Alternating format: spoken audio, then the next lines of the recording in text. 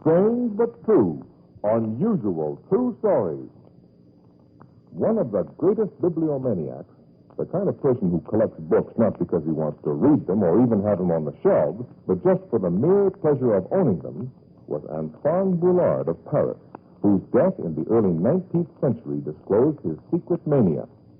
Boulard was a wealthy man and retired from business when he was 49 years old. The last 20 years of his life were entirely devoted to his obsession.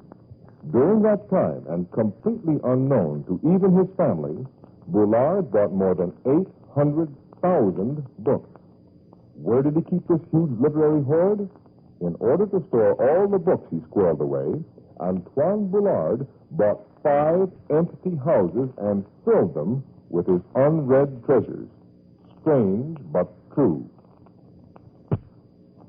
A generation or two ago, it wasn't uncommon for an American to inherit or find in an old antique shop a clock bearing the date 1492 and a picture of Christopher Columbus. These two factors caused many folks who had acquired these clocks to believe that his particular clock had once belonged to Columbus. For a while, authorities on antique timepieces were plagued by such people who asked them for estimates on the value of the clocks. Each owner was shocked when he was told that instead of owning a clock that had once belonged to Columbus himself, he had merely got hold of one of thousands of such clocks that had been sold as souvenirs at Chicago's Columbian Exposition in 1893. Strange, but true. In 1870, George Francis Train, an eccentric American with no political background or backers, announced that he was a candidate for the Democratic nomination for president in the 1872 election.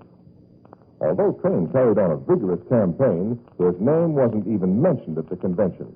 His friends shook their heads sadly whenever they met poor George Train, who was so carried away with political ambition, he couldn't see he was just wasting his time and effort on what was obviously a hopeless cause.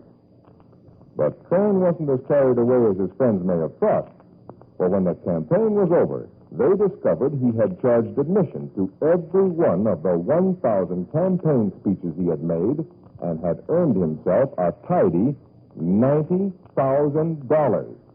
Strange, but true. Know where the phrase yellow journalism came from? Well, back in 1894, the editors of New York City newspapers realized they were not reaching thousands of people in the city who could barely read. To attract this huge potential audience, each paper began a frantic search for a sensational feature. It wasn't long before the New York World hit upon and started to publish a comic strip called The Yellow Kid, which soon became a tremendous success. As a result, the World was named the Yellow Journal after the cartoon, and the phrase has been used to describe sensational newspapers ever since. Strange, but true. For centuries, few cities in the world have had a worse crime record than Marseille, France.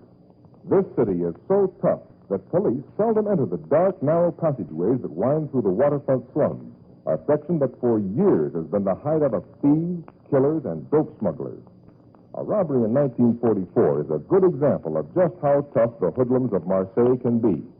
In this particular case, a gang boldly broke into police headquarters and stole the huge file that contained all the criminal records.